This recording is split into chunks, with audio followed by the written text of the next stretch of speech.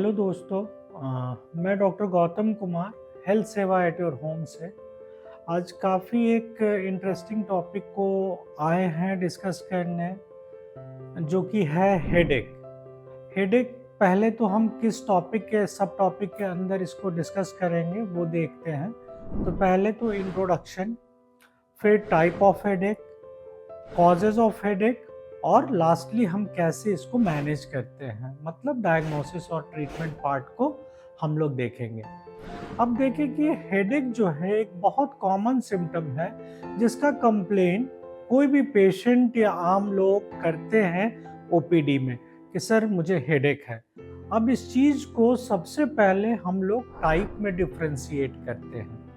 Headache होने का causes को हम लोग लेटर डिस्कस करेंगे, लेकिन टाइप को अगर समझ जाए तो कॉजेज भी पता चल जाएंगे। इसको हम लोग ऐसे डिफ्रेंशिएट करते हैं कि प्राइमरी हेडेक और सेकेंडरी हेडेक।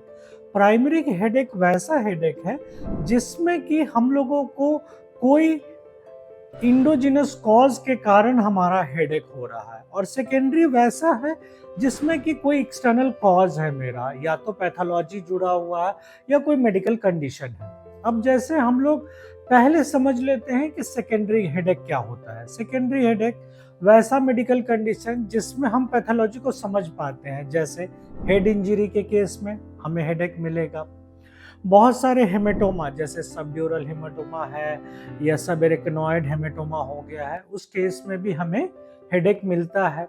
तीसरा कंडीशन है ब्रेन ट्यूमर, या बहुत सारे सिस्टेमिक इन्फेक्शन के केस में भी हमें ये हेडेक मिलता है। सिस्टेमिक कंडीशन कहने का मतलब है कि अगर मेनिंजाइटिस हो जाए, एनकेफेलाइटिस हो जाए, या ट्यूबरकुलोसिस के केस में, या बहुत सारे क्रॉनिक डिसऑर्डर हैं जिस केस में हम लोगों को हेडेक मिल सकता है।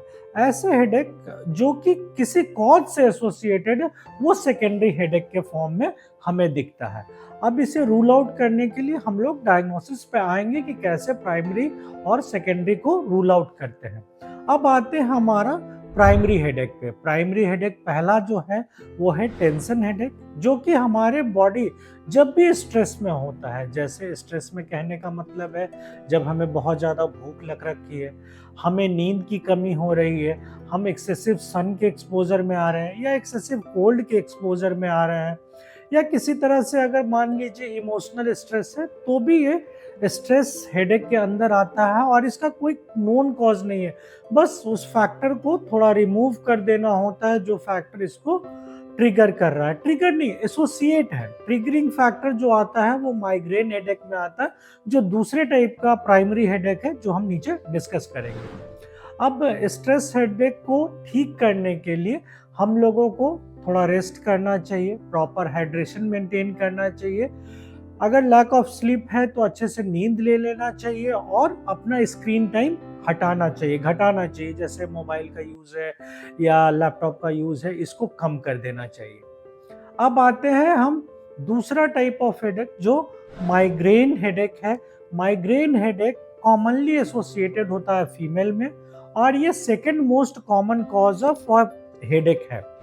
अब ये देखें कि किस कारण से होता है, तो माइग्रेन हेडेक हमेशा एसोसिएटेड होता है किसी न किसी ट्रिगरिंग फैक्टर से। जैसे अगर ट्रिगरिंग फैक्टर देखें, एक्सेसिव साउंड है, या एक्सेसिव एक्सपोजर ऑफ लाइट है, या फिर लैक ऑफ स्लीप में भी हम लोगों को दिखता है, या एकाएक बॉडी नॉसिया, वॉमिटिंग, या किसी मूवमेंट के दौरान भी हम लोगों को माइग्रेन का हेडेक मिल सकता है। और ये चीज़ें और भी एसोसिएटेड होती है, क्योंकि हम देखें कि ये मोस्ट कॉमन फीमेल में है, तो ये चीज़ें कहीं ना कहीं हार्मोनल चेंजेस, मतलब मेंस्ट्रुअल साइकिल के चेंजेस या साइकिल से भी एसोसिएटेड हो सकती है। बहुत लोगों को तो ऐसा भी देखा गया है कि अगर वो किसी मान लीजिए ऊपर में सीढ़ी पे चढ़ने के दौरान, या फिर लिफ्ट वगैरह में भी, बंद कमरे में भी माइग्रेन का हेडेक मिलता है। एक हेडेक होता है तीसरा टाइप ऑफ प्राइमरी हेडेक, जिसको हम लोग क्लस्टर हेडेक कहते हैं। क्लस्टर हेडेक जो होता है पीरियोडिक होता है। ये साल में किसी को 5 से 7 वीक तक रह सकता है, और ये पीरियोडिक होता है। पीरियोडिक कहने का मतलब जस्ट ये आपको एक टाइम पे आएगा। अब इस सिम्पटम को, क्लस्टर हेडेक को कैसे डिफरेंशिएट करते हैं? तो ये जो होता है नियर द आई होता है, मतलब ओवर द आई आप इस हेडेक को महसूस करते हैं। और क्लस्टर हेडेक को ठीक करने के लिए हम लोगों को जो ट्रिगरिंग फैक्टर है, एक्चुअली इसमें ट्रिगरिंग फैक्टर नहीं होता, इसमें होता है कि पीरियोडिक चेंज के कारण ऐसा होता है।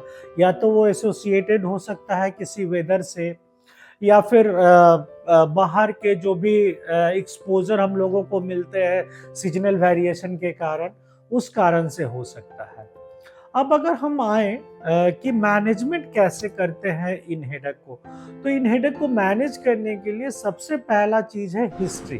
पेशेंट से प्रॉपर हिस्ट्री लेते हैं। हिस्ट्री में पेशेंट क्या बताएँगे हमको कि सर मेरा पेन जो है वो सडन है, मतलब एकाएक आया। तो एकाएक वाला पेन हम लोग जनरली सेकेंडरी में देखते हैं, रूल आउट करना होता है कि ये प्राइमरी के अंदर है या सेकेंडरी के अंदर है।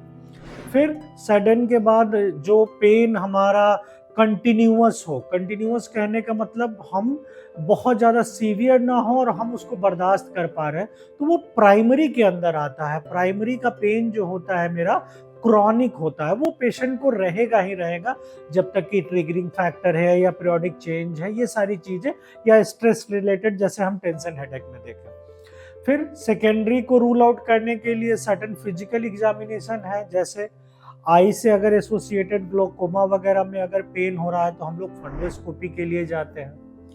फिर अगर मान लीजिए किसी पेशेंट को मेनिंजाइटिस या एन्केफेलाइटिस हो गया है, तो उस केस में सीटी, एमआरआई और हम लोग लंबर पंचर टेस्ट या सीएसएफ टेस्ट के लिए भी जाते हैं। फिर अगर देखें कि कोई अगर सर्वाइकल प्रॉब्लम है तो उस केस में भी एमआरआई जाते हैं, क्योंकि सर्वाइकल केसेस में भी हम लोगों को सर में दर्द मिलता है या हेडेक मिलता है। अब अगर हम देखें कि प्राइमरी और सेकेंडरी को डायग्नोस या ट्रीटमेंट देने के लिए सबसे अच्छा उपाय है कि पहले प्राइमरी और सेकेंडरी को डिफरेंशिएट कर लें। सेकेंडरी में हमेशा हमारा कॉज होता है, उस कॉज को ट्रीट कर देने के बाद, अब जैसे ब्रेन ट्यूमर के केस में ही देखें, अगर ऑपरेट हो जाए पेशेंट तो हमारा इस हेडेक का जो प्रॉब्लम है वो सारी चीज़ें रिजॉल्व हो जाएंगी। लेकिन प्राइमरी के केस में हमेशा हम देखते हैं कि पेशेंट को लाइफस्टाइल मॉडिफिकेशन करना होता है, जो ट्रिगरिंग फैक्टर है उनको अवॉइड करना होता है, प्रॉपर रेस्ट लेना होता है, हाइड्रेशन मेंटेन करना होता है, और अपने स्लीप ड्यूरेशन को भी प्रॉपर देना होता है। तो इस तरह से हम देखें कि हेडेक एक काफ़ी अच्छा टॉपिक समझने के लिए है, और इस तरह से हम इस टॉपिक को कंक्लूड करते हैं। अगर कोई भी सवाल आपको इस टॉपिक से रिलेटेड है तो आप कमेंट बॉक्स में जाके हमसे जानकारी ले सकते हैं। थैंक यू दोस्तों।